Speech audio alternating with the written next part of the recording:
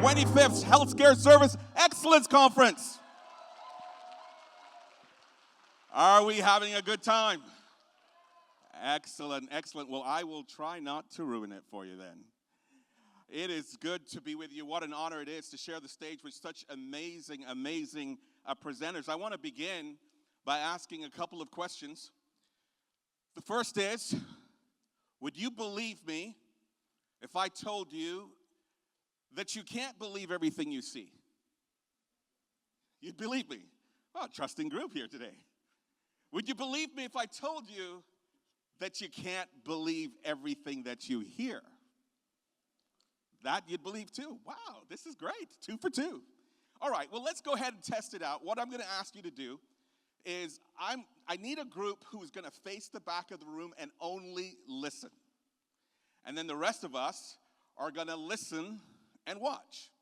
So I need a group that will face the back and listen. I'm thinking that some of us naturally have our chairs already facing that way.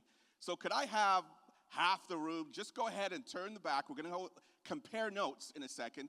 Just go ahead and face the back. And then it's just 30 seconds. 30 seconds, don't worry. We're not going to do anything crazy. Just face the back. We just don't want you to see. Go ahead. A few more people at the back there. All right. At your table, we need a few people. We need at least some from every table. At least some from every table that are facing the back of the room. Okay. Great. Don't turn around. The rest of us, we're going to watch the screen. I want you to pay attention to what you see and hear, and I want those who are facing the back of the room simply to pay attention to what they hear. Ba ba, ba ba, ba ba, ba ba, ba ba, ba ba. Don't turn around. Don't turn around. Ba ba, ba ba, ba ba, ba ba, ba ba. Ba ba. Ba ba. Almost there. Stay with it. Ba ba ba. Ba ba. Ba ba. Ba ba. Okay. All right. Turn around. Thank you. All right. So our volunteers who, thank you for that, by the way, who turned around, all they did was listen. And there is a distinct sound you heard. You heard somebody saying some sheepish sounds for a few.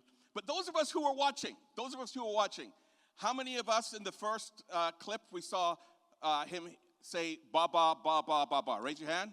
Okay, great. And in the second one, da da da da da da. Raise your hand. Okay, great.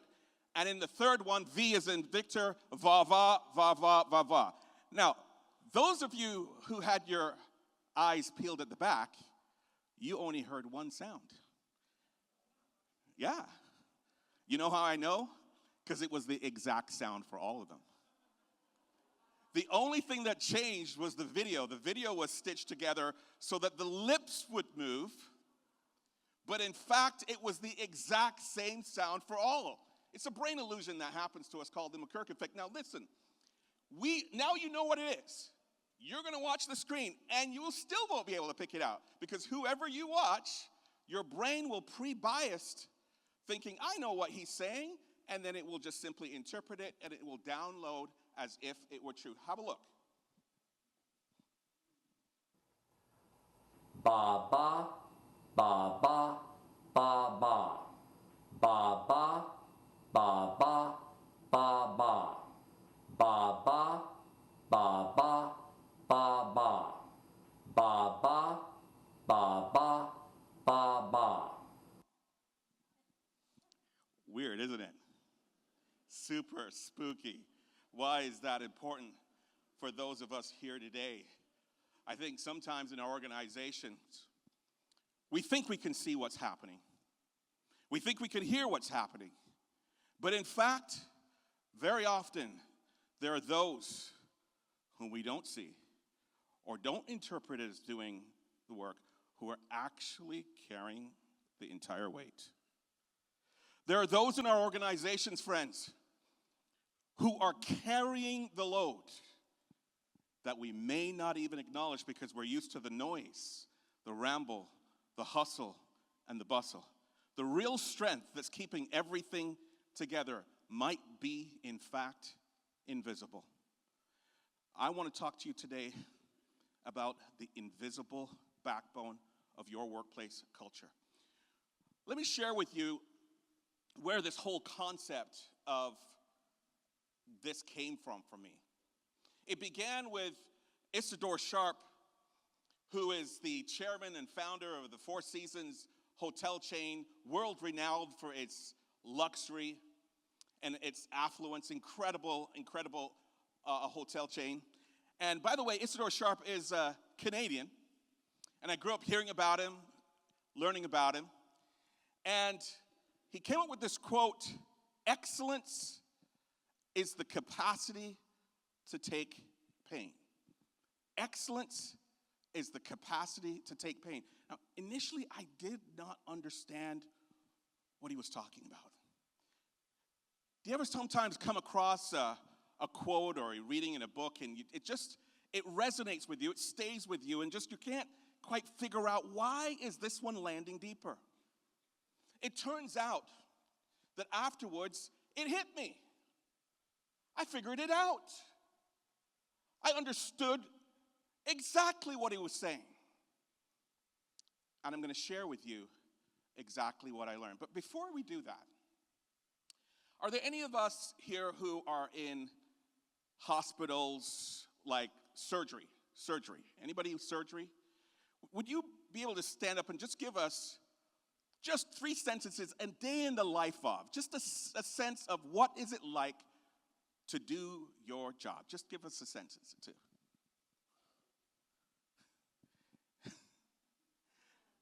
What's it like?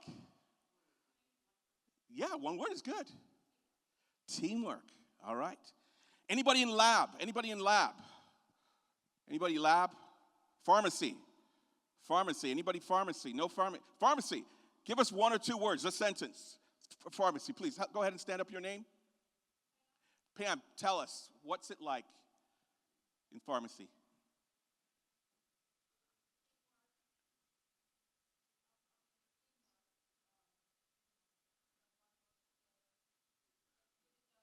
Let's get it done. Good. Great attitude. Thank you. What about our community health centers? Anybody, any medical assistants here? Any medical assistants? Okay, stand up and yell out, what's it like, a day in the life of? Loving that. Okay, anybody chiropractic or dental? Dental, chiropractic, anybody? Do we not let those guys come? Is that what the idea is? Okay, at the back there, please, standing up and just yell out, what's a day in the life like? You had your hand up? Yes, a day in the life like.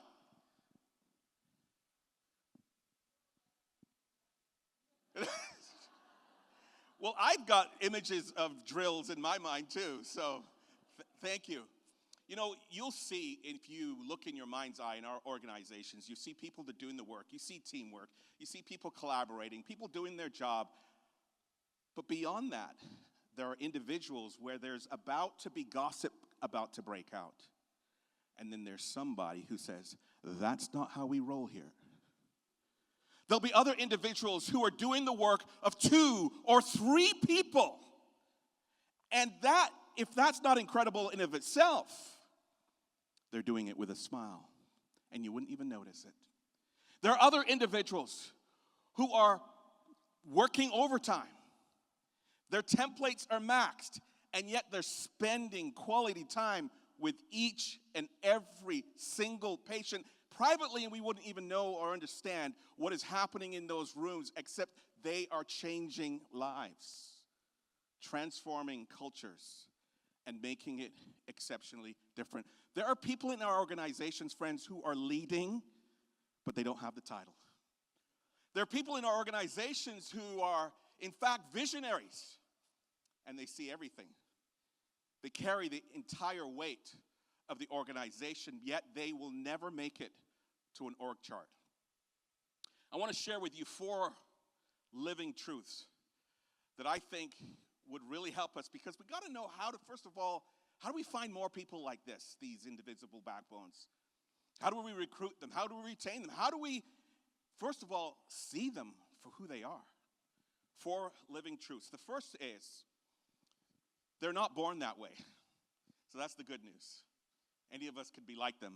These individuals are formed Pressure has a way of shaping our lives.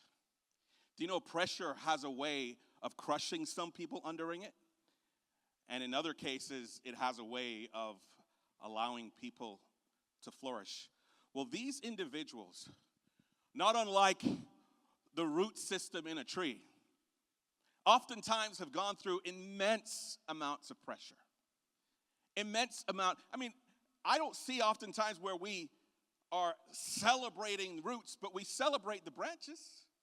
We might even celebrate the trunk and the leaves, perhaps even some budding fruit, but rarely do we celebrate the roots where are operating in the darkness, pushing through rock,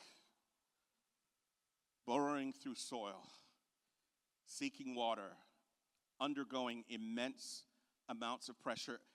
In our organization, there are many of those who have been formed that way and are different because of it. One such individual, as I was doing some training at Allen Parish Hospital in Kinder, Louisiana, earlier this year, we were doing what we call a Master Trainer series, where we train you to train others.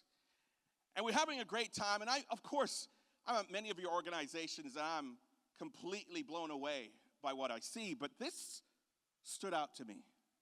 There's this individual there. His name is Damon Scott. Let me tell you about Damon. It's not just that he was in the session, but it was how he was in the session. It was interesting to note that when we have our Service Excellence Advisor training, one of the things that we do oftentimes is we share our stories. And in sharing our stories, we tell each other, we get a chance to practice presenting, but it's also a chance to bond as Service Excellence Advisors. And Damon was telling a story about how just a few years ago, he suffered a stroke. Went to the gym at the start of the day and had a stroke by the end of the day.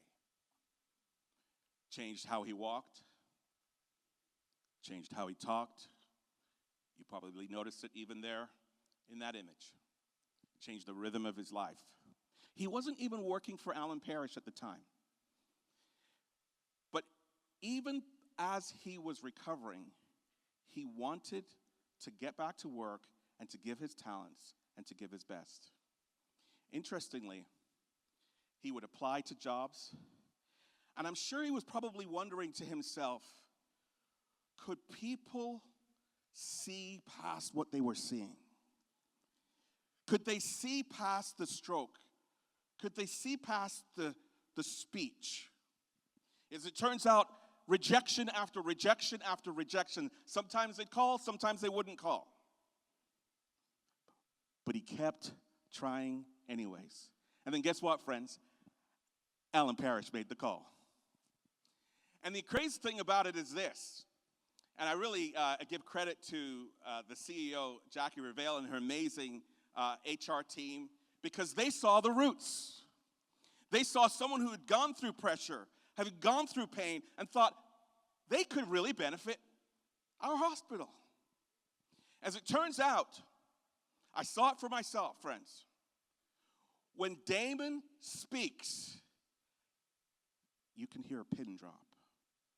Why? Because when authenticity shows up, everybody listens.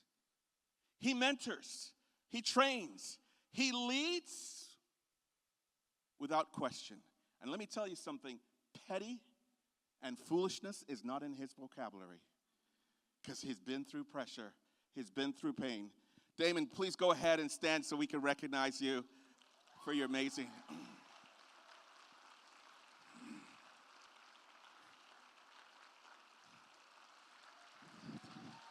Thank you, Damon.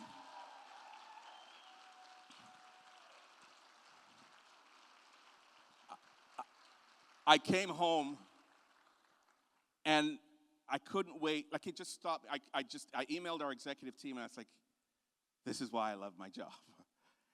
And Damon reminds us of excellence. It's not always polished. It's not always perfect. Sometimes it's steady and sometimes it's quiet. and he was recently promoted to behavioral health nurse manager, and we are so super proud of him for that.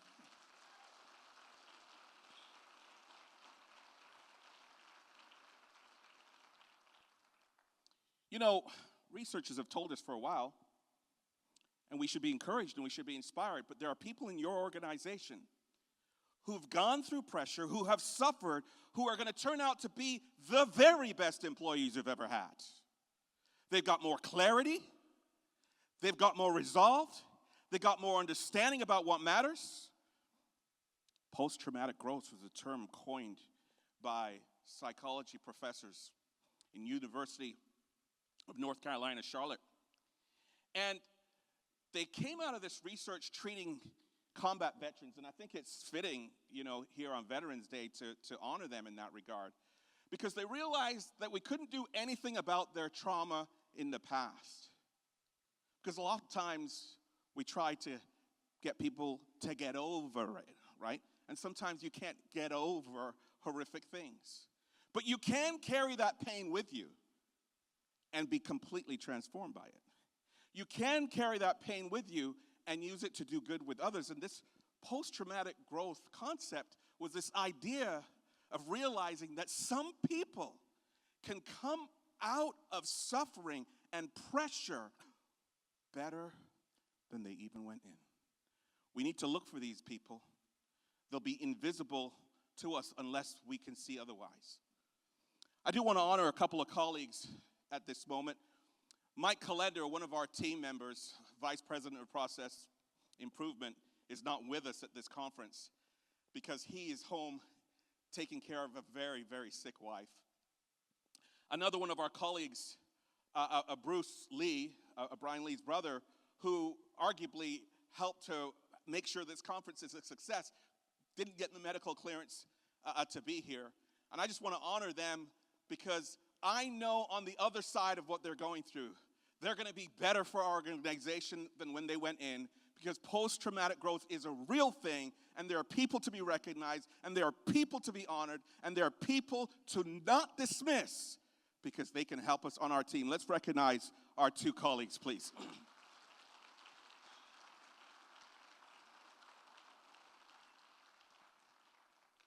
Jensen Huang, anybody got an NVIDIA stock?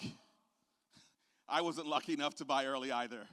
But as you know, AI revolution, right? NVIDIA is on the cutting edge. It's responsible arguably for many of the chips and the large language models and all the resources that go into that. And here he is speaking to some Stanford students, arguably affluent, etc. And he's talking to them about character. Listen to what he has to say. You naturally have very high expectations. People with very high expectations have very low resilience. And unfortunately, resilience matters in success. I don't know how to teach it to you except for I hope suffering happens to you. And I was fortunate that I grew up with my parents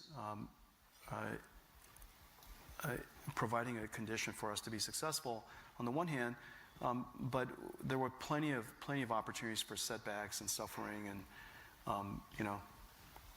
to this day I use the phrase pain and suffering inside our company with great glee, and I mean that, boy, this is going to cause a lot of pain and suffering, and I mean that in a happy way. Because you want to train, you want to refine the character of your company.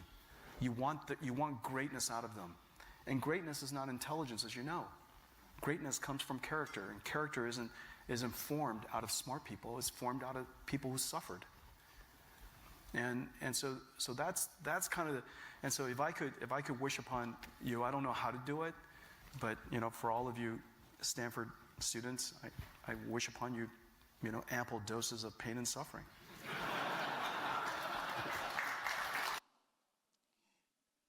It's like he's ordering suffering from Amazon or something. I've already got a subscription, thank you very much.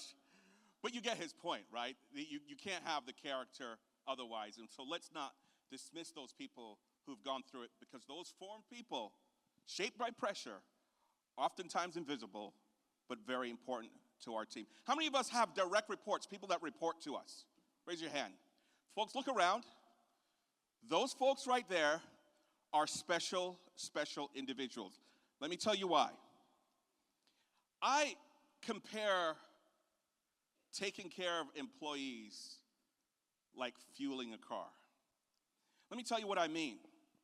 In that, you can fuel a car, but no matter how much you fuel it, it always needs fuel again, right? It doesn't matter how, at some point, it runs out. Well, motivating employees is kind of like that. It's pressure. I mean, we learned even today, right? You got to have parties for them. You got to remember their birthday. You got to be having fun. You got to be having one-on-one meetings. And then you got to make sure, and sometimes you have to dispute issues with them. And you got to do their evaluations. And then you've got to hold them accountable. And then they still rate you low on the employee engagement survey because they say that you're not communicating yet. You text them, you email, you put signage, it's on the internet, you mail them, you hug them, you have meetings, but then they don't want meetings because they're too long, but then they say you're not getting with them. Oh my gosh! What do I have to do? So motivating employees, man, you guys, it's tough stuff. It's tough stuff. And then the research says, oh, they don't leave companies, they leave managers. Oh, great. It's all my fault. So imagine if you had employees that never needed motivation. Imagine if you had employees that you forget their birthday, they're like, no big deal. I already got good family. You don't need to be my family. Imagine if you had employees that didn't need pep rallies or attaboys. They're good with or without. What we will look for, folks, all we need to do is create the condition for these invisible backbones. All we need to do is give them autonomy. They want the opportunity to have some territory to reign over and some area to spread their wings and to do something. I always tell Brian, give me the tough ones. Give me the challenge. I want a mountain to scale. I want something to go after. I want a domain to claim. I want something I can take on. Well, see, I don't want someone to be looking over my shoulder every 5 minutes and checking with me. What are you doing? What are you doing? What are you doing? I want to be able to show you what I'm doing. Here's what I've been doing. Here's what I've been up to. That's autonomy. Mastery. You know those do-its? How many of us love and hate do-its all at the same time? Right? It's a love-hate relationship. But performance improvement needs to be part of our culture. And these kinds of individuals love the idea of shaving times off of processes, bettering things, making them better. They love the idea of better, faster, smarter. They love the idea of innovation. These aren't individuals that you have to, okay, let's have a meeting to make sure they're going to be okay with the change. They like, bring it on. Let's do it. Or purpose. Wow, that's the best kind of fuel there is. It's the clean burning fuel. These individuals don't need to be refilled when they got purpose. You know what's really cool? Employees that have purpose, they enjoy the work just because. Just because. It's like, oh, I got to be happy in my workplace. My boss has got to make me happy. The employee with purpose, listen, I'm happy because of what I'm doing. I'm good. And all we have to do is create the conditions for this to happen. And again, we shouldn't be surprised at this. The research bears out.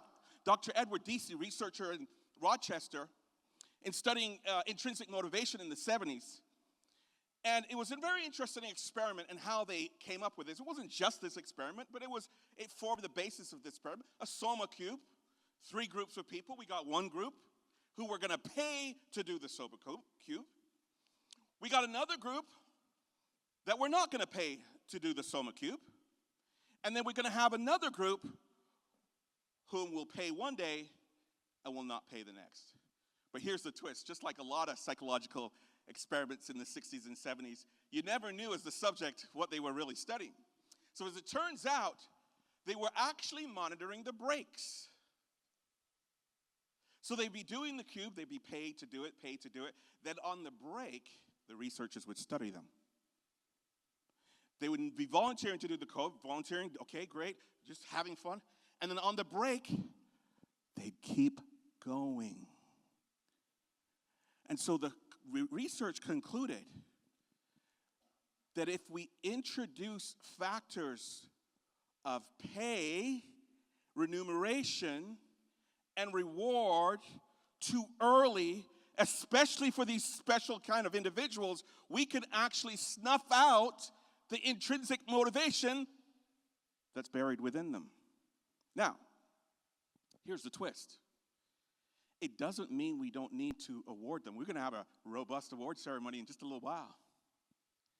But that's for us. That's for us to appreciate the surge of excellence. But they themselves are doing it for the love of the work. They would have done it with or without the award. They were not chasing the scoreboard when they chose. They were just doing it for the love of it. And then we stand back and say, we got to honor that because they get it. Can you imagine if someone said, you know what? They come in for help. And I'm not going to help them. I know that they're hurting. They've come into ER and I know that they're hurting, but I'm not going to help them because they're not paying me enough. That's not how it would work. It would have to be, I want to help the individual just because. So true recognition, folks, doesn't fuel people. I know that's a schema shift. I know it's a paradigm shift. True recognition doesn't fuel people. It reflects the fuel that's already in them. And the intrinsic motivated people are not allergic to applause. It's just not what they chase. They understand the true meaning of the work. They understand. So all we've got to do, friends, is create the right conditions. You know, not everybody is motivated the right way. Ask me, I know.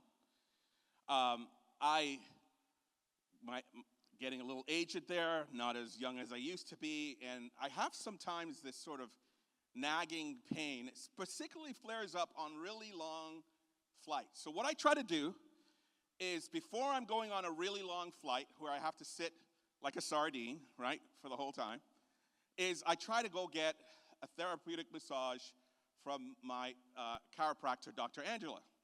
Well, I was in Florida at the time, and I was not able to, Dr. Angela wasn't there because Dr. Angela is in Canada, and so I wasn't able to get therapeutic. So I'm calling around all these places because I want to try to find a reputable place that's going to try to take care of this sort of pinched nervous issue. And it's really pretty bad because it mimics, in my case at least, based on the MRI, it mimics the things that you can't tell whether or not I'm having a heart attack or not because stuff starts going down my arm, right? So I start to freak out. I got to make sure I dislodge this thing before I go on long flights. So as it turned out, you remember Alan Parrish? You guys saved me one day. I was there. I was like, I think I'm dying. They rushed me over to the clinic and gave me some drugs. It was okay, although they didn't give me the good drugs. So, anyways. So I have to go get a chiropractic massage. I couldn't find anybody. I finally find this place that was willing to take me. I'll show you a picture of it if you promise not to judge me. Okay, so, yes. It was rough. Listen, I'm happily married, okay? I had full intention that this was just going to be a therapeutic massage, the only place that was open. Interestingly enough, there's ice cream store on the left, right? So I could go for a dopamine hit over here, or I could go for a chiropractic massage. So I booked over the phone. I said, okay, I'm going to go. I go in, and if you know, you know, but basically, the outside reflected the inside, if you know what I'm saying. And so what was crazy is I'm one of those people that I kind of don't look like I sound. If you know what I'm saying? Are you grooving with me? And so she thought I was coming to rob her. I have an appointment. I am booked. So the attendant was the masseuse. That needs to tell you everything right there. I'm halfway lying on this supposed table thing, and I realize I've made this terrible life choice right now. And I got my face buried into this thing, and they got like that donut hole that you got to kind of put, right? And this woman, she has her elbow in my spine. Now, I realize there's a little too much of me to love sometimes, but you surely are able to tell the difference between flesh and bone. Come on. And I screamed, and she's like, stop moving. I'm like, I'm not moving on purpose here. She says, if you don't stop moving, I cannot help you. Anyways, I survived this thing, barely. Because I'm thinking, imagine the news report. Man gets suffocated in massage parlor. Like, it's just not going to go over well at all. At all. So I survived. I'm like, I got to get out of here fast. And she's like, where's the tip? I'm like, are you kidding me? Tip? Don't you mean lawsuit? Anyways, have you ever tipped somebody just to kind of get it over with? So I tip her, I get out of there. Later that night, I'm feeling my delicate little self is hurt. My feelings are hurt. And so I check online. I should have done this beforehand of what the reviews were. And I tell you what, I could have written this, but I didn't. Price is not even competitive given its seedy strip mall location.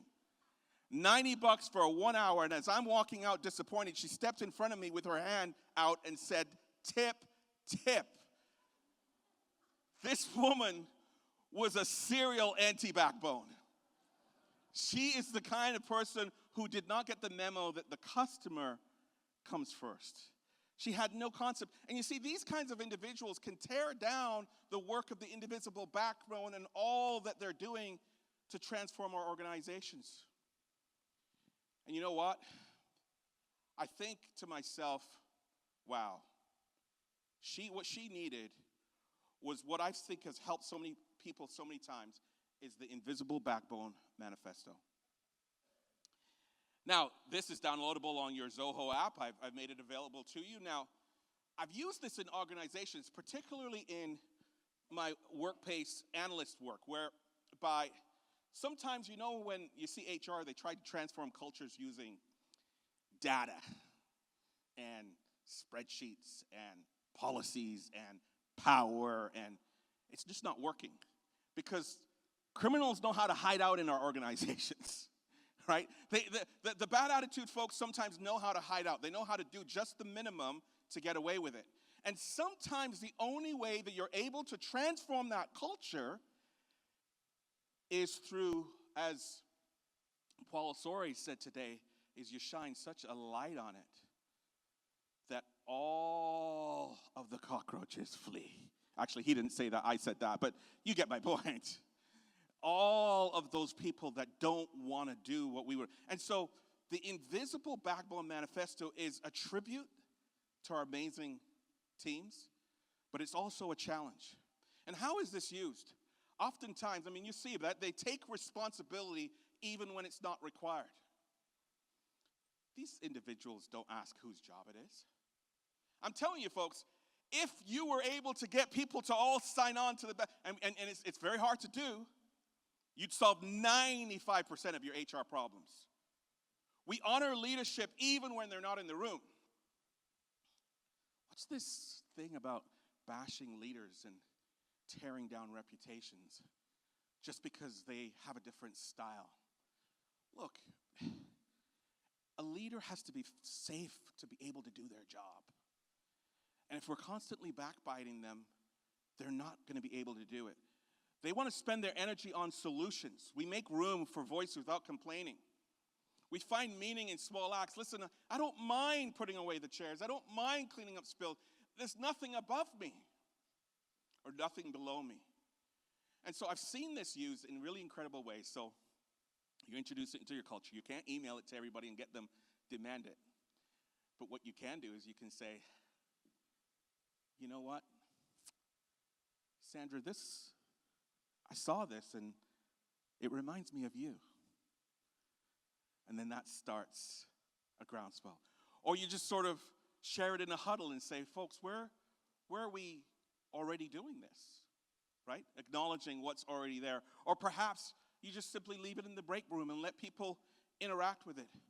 But the truth of the matter is, there's no way you're going to get cultural transformation until those who are invisible start to shine brighter and start to pull others along with it. Because no policy, no power, no spreadsheet is going to fix those who aren't inspired. And then what starts to happen is they pull other people along. They start to change the game. I said there were 4 truths. This is the third. So I have here, I brought it all the way from Canada.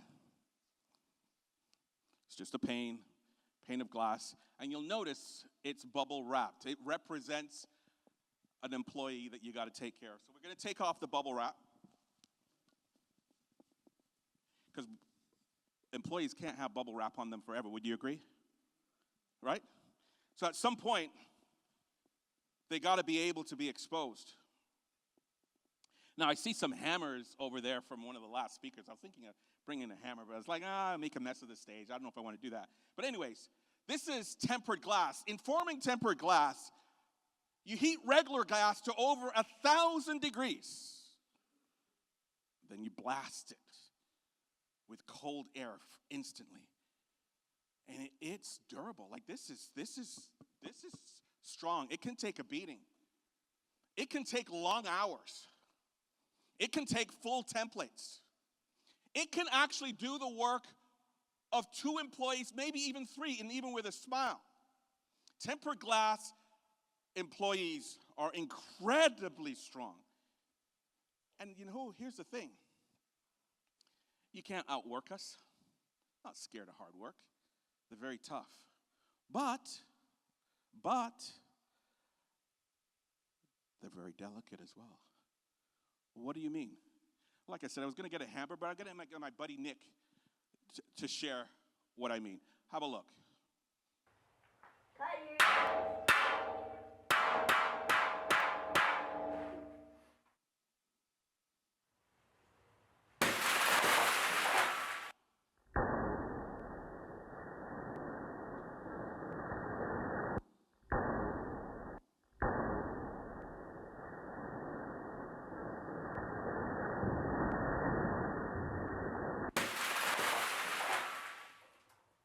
That's all it takes is a little bit on the edge.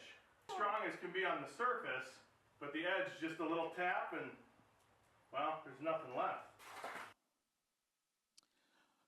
Strong as it can be on the surface, but on the edge, just a little tap.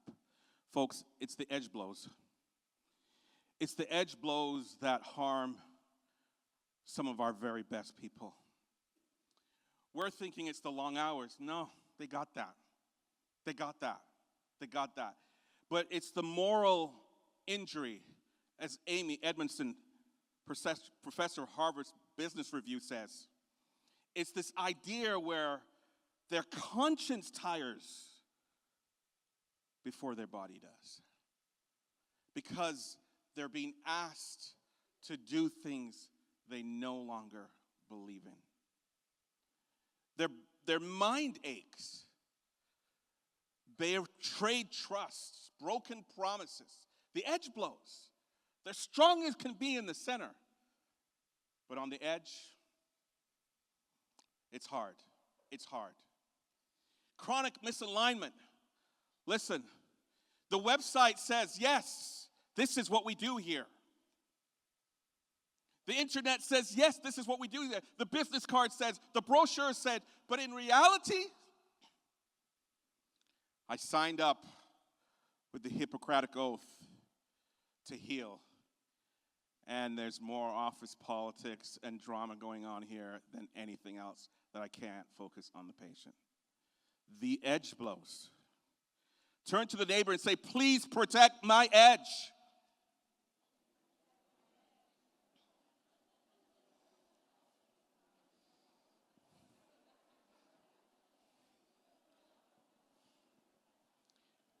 So, in order to protect the edge, it takes bravery. And I gotta say, as I've visited many of your organizations, it's one of the toughest things I see. The bravery necessary to protect the edge of some of the best. And here's the thing, the criminal types in our organization that are hanging out the limbs, and they're loud and proud and banging things and clanging and complaining and revolving door around HR and making all kinds of claims. And the invisible backgrounds are just doing their job. Doing other people's job. Tireless. Again, after again, after again. Smiling. Filling in for people. Not seeking the limelight. And yet we're not protecting their edges. And yet the other people who are loud and proud and banging and clanging, we're giving them all our time, all our attention, working around them, dancing around them. And yet those, what truth about our workplace culture would you want to be heard? Not to hurt, but to heal. There comes a time where we got to be brave. Because if you aren't brave, there's somebody being victimized. It's a truth. I know it's painful to hear. I know no one wants to hear it. I know we don't want to go there, but some of our very best people need advocates. That's why I love working with FQHCs. Because it's indelibly clear in our minds that those patients who are vulnerable, who are needy, need protection. Well, we've got people in our organizations that need your protection as well. Brave conversations need to happen because we've got to prevent the blows to the edge. The fourth and final, how are we going to get more of them? How are we going to get more of these amazing individuals? Because we know we want them. We know we want them. And the only way to do it, folks, is you got to galvanize them around a mission.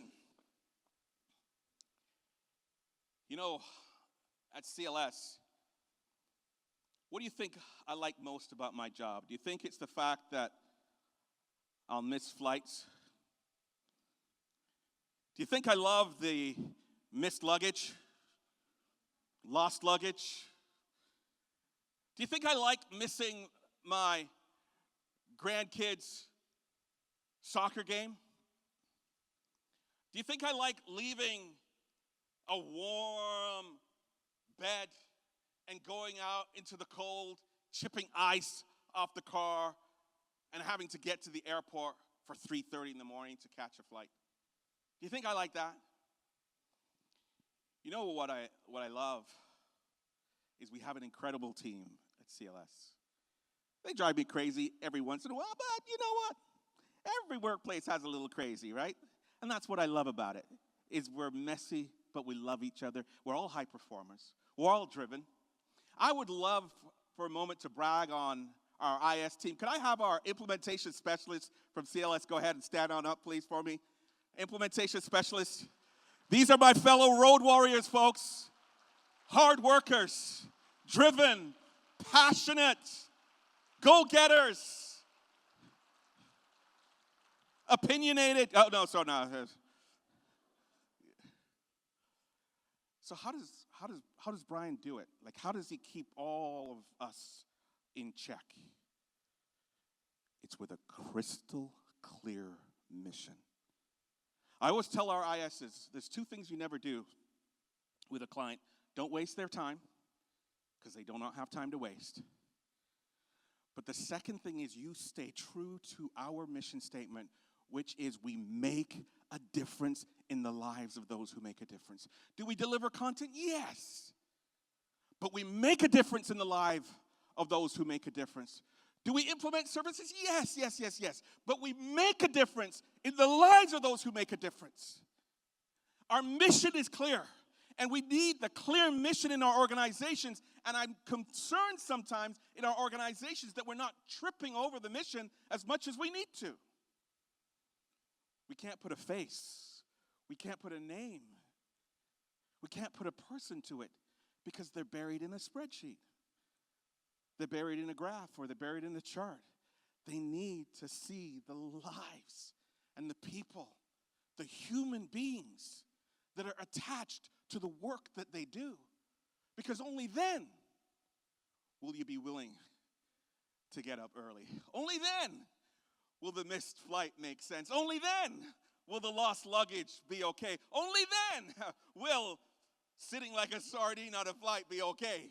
Because I know that when I get off that flight, I get the privilege, I get the honor of making a difference in the lives of those who make a difference. Now, you didn't think I was not going to get up here and not brag about my little brand new grandson. Brand new, yes. Kairis. Just a couple months old, maybe 6 weeks in that picture. I'm not sure, but I used to do mediation, marriage, divorce, all that, contracts, work with boards, et cetera, et cetera. And I had colleagues who have fancy law firms, and if you are helping a dispute as a conflict management consultant, and you have a 65% success rate, you're considered really good. I had upwards of 80 to 85. And I wouldn't tell them my secret sauce, because obviously I want to have market share, right? But nevertheless, part of my secret sauce was I would bring in the kids. When the couples are fighting over things, I would have the picture of the kids right there in the session. And anytime people got off track, I'd say, he's kind of got your eyes, doesn't he? Those cheeks kind of look like your, and I get them back to what we're all about. We're not about adults squabbling. We're about our mission. We're about the vulnerable. We're about the needy.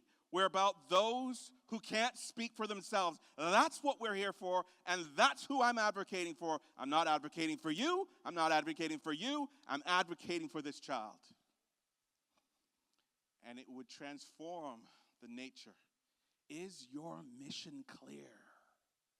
Do you know what it is? Because those who are highly principled, they need a mission to galvanize around. It has to be crystal clear for them. Otherwise, it drifts. And those invisible backbones won't emerge to be who they need to be. In northern Sacramento, it's one of those places, rural healthcare, as you know. And it's not just a service in many of the communities that we go. It's a lifeline. It's a lifeline. And I want to brag about our friends at Ampla Health in northern Sacramento, Yuba City. And you know what's interesting? They do it all there. Do it all. Dental, chiropractic, behavioral health. What's interesting is they serve the underserved. And there was this one story I learned about where this man who was coming in for treatment, coming off of opioids. By the way, no judgment. No judgment. Dignity only. Yes? coming off of opioids. And it turns out he wasn't making his appointments as regularly and was relapsing. And he came in shivering, he got his treatment, and they learned that his bike had been stolen. And for someone who is an underserved population, marginalized population, challenged in many different ways, that is a lifeline. And you know what's amazing? They did not wait for an act of Congress. But Suzanne Dolan, who's a site manager there, invisible backbone started to emerge. And what was amazing is by the time this man came in for his next appointment, they had bought him a brand new bike. Amen.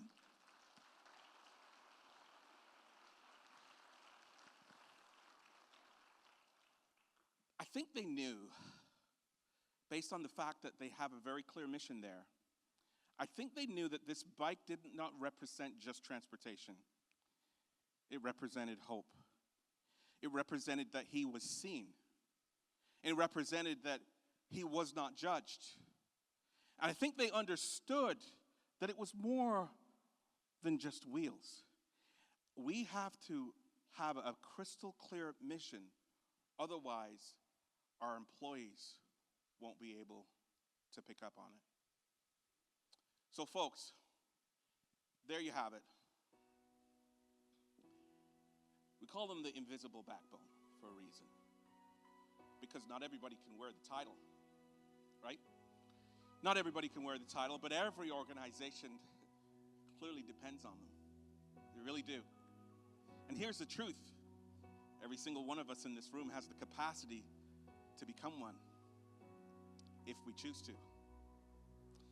You know, the McKirk effect was this idea where what we thought we saw wasn't what we really saw. There are people in your organization that need you to see them. They need to see them. They may be invisible now, but after spending some time together, I hope you see them for who they are. I told you I was going to share with you my insight around Izzy's quote. How could I have missed it? How could I have missed it? You see, what I didn't tell you is that Isidore Sharp, when he shared this, was in a season where he had lost his 17-year-old son to cancer. And I thought to myself, he was talking about being a boxer in a ring perhaps, and you've just got to endure pain, and maybe somehow excellence is this sort of destination. But then again, to realize that's not what he was talking about at all, because he went on to raise more money for cancer research than at that time we'd ever known to happen all in Canada. He turned his pain into something else. Excellence is the capacity to take pain. He's talking not about surviving pain. He's talking about being transformed by it. Folks, when our disillusionment and our discouragement can actually be transformed into determination, we become invisible backbones. When our pressure can be turned into purpose, then we could become something for our workplaces that no one can ever dream of or imagine. The very thing that was meant to break us and smash us, we take that very strength and we use it to lift others up.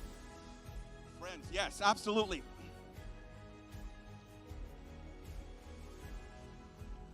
Please see them in your workplace.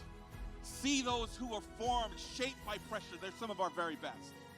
See those who are fueled, motivated, without reward. We award them because they didn't need it, but we needed it to honor them. And certainly, we got to protect them.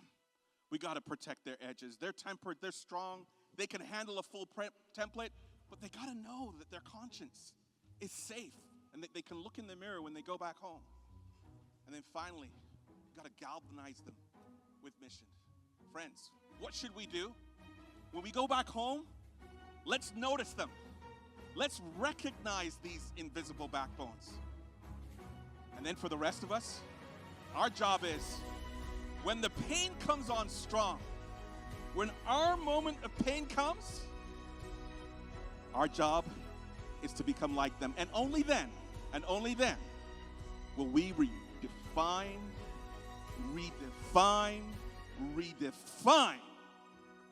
what it means to be excellent. Thank you guys so very much. Appreciate it.